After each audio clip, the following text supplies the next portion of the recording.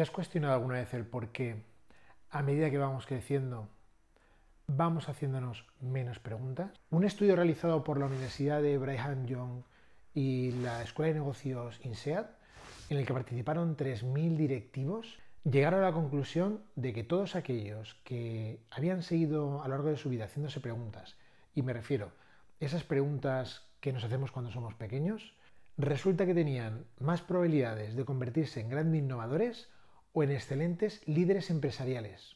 Y sabiendo esto, ¿por qué muchas personas son reacias a hacerse preguntas? Y algo con más profundidad. Si queremos que nuestros niños y niñas tengan una gran educación y además éxito en el futuro, ¿por qué nos molesta tanto cuando hacen tantas preguntas? ¿Eres de las personas que les hacen callar?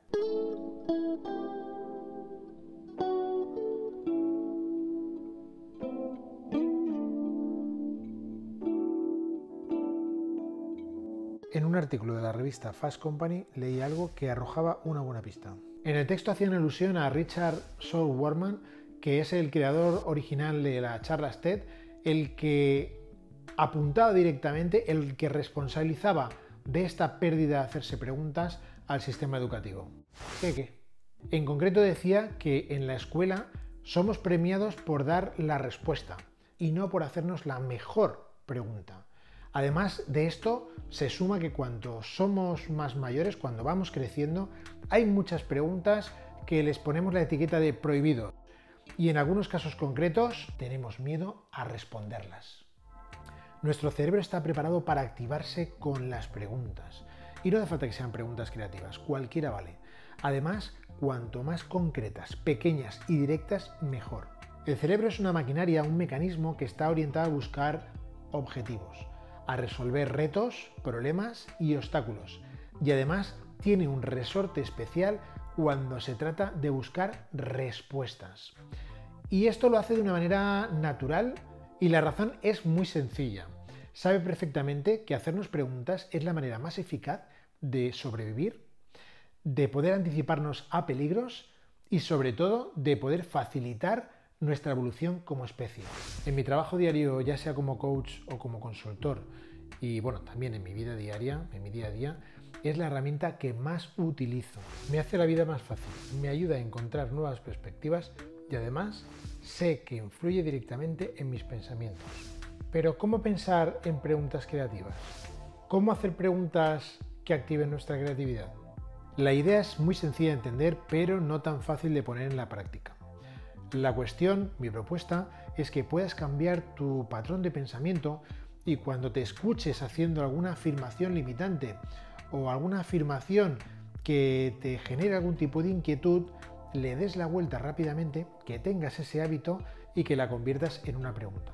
Te digo, no es fácil, pero es muy potente. Para empezar, con esto ya vas bien, pero aún así te voy a dar 3 ideas que te van a ayudar o te van a inspirar en ese ejercicio. La primera es muy sencilla y también es sobre un caso muy común. Cuando te encuentres con un problema, reformúlalo como una pregunta. Esto nos pasa muy a menudo. Cuando tenemos un problema, lo que hacemos es lanzar afirmaciones.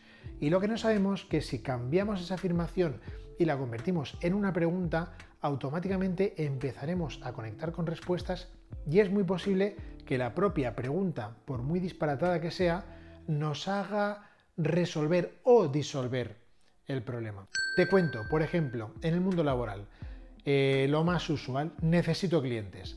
¿Qué nos repetimos continuamente? Necesito clientes, tengo un problema, necesito clientes.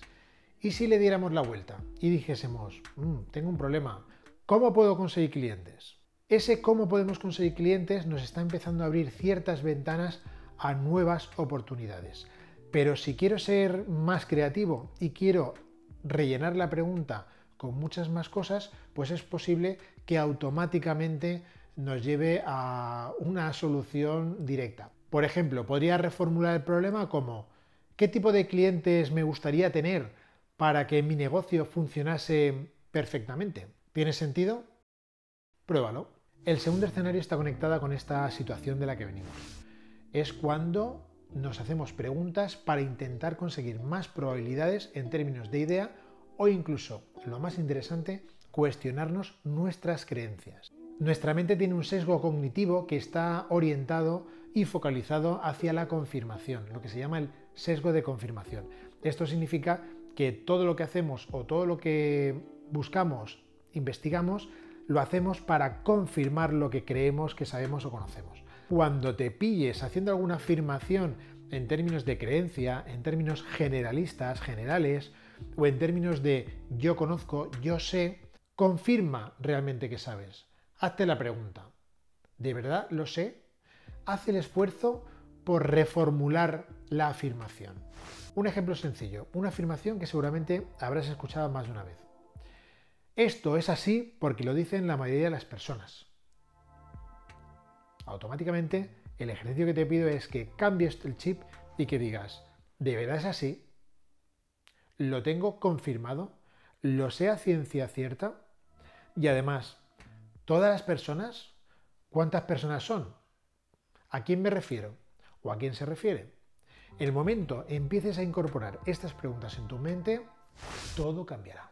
Y si no, ya me cuentas.